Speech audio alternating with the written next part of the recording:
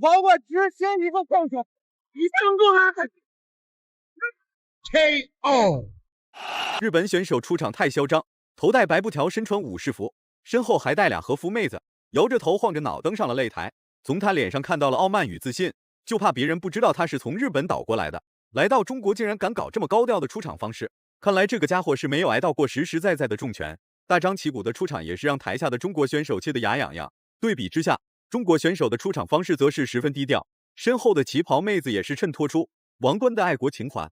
来自东北的王冠本来就拥有浓厚的抗日主义，看到眼前这个日本人来到中国的地盘上叫嚣，内心的民族情怀正在逐渐暴怒。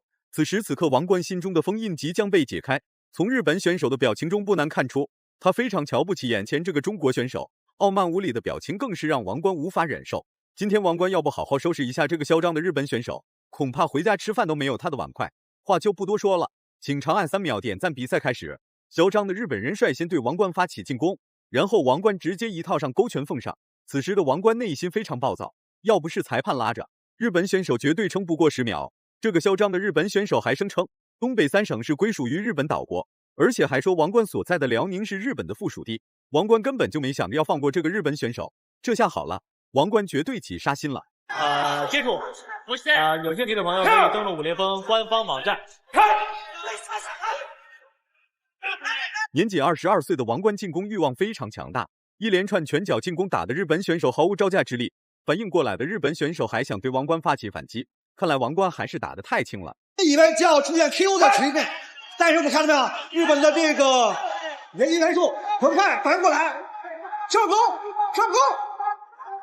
嗨，这个不算，这个杀法是不允许的。暴怒的王冠再次发起主动进攻，没有招架之力的日本选手只有挨揍的份。凭借长臂斩持续对日本选手发起组合拳进攻，此时的日本选手就像是一个过街老鼠一样，人人喊打。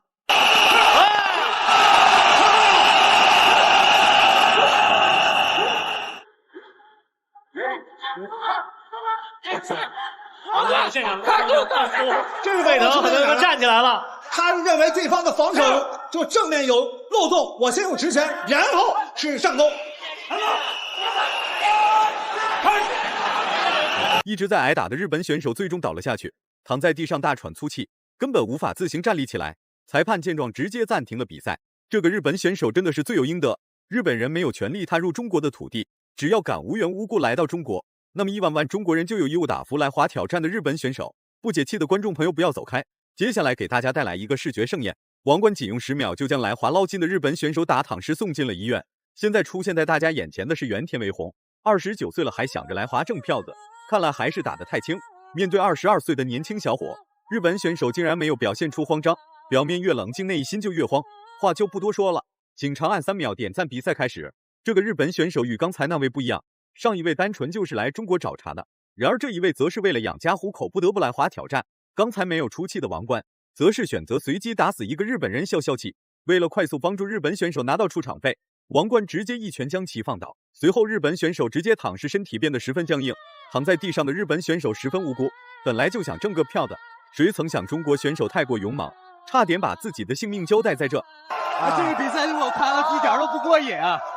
王冠一直是以站立的重击为，我们看一下慢放，后手 KO 记录的保持整个头都偏过去了。MMA 记录是王冠21秒。知道这一拳给29岁老同志带来了多大的损伤吗？寥寥无几的出场费估计都不够他的医药费。现场医生带着担架就往擂台上冲，王冠这一拳直接就把日本选手打入了梦乡睡大觉。东北虎王冠果真了不起，为国争光。大家感觉王冠打得好的话，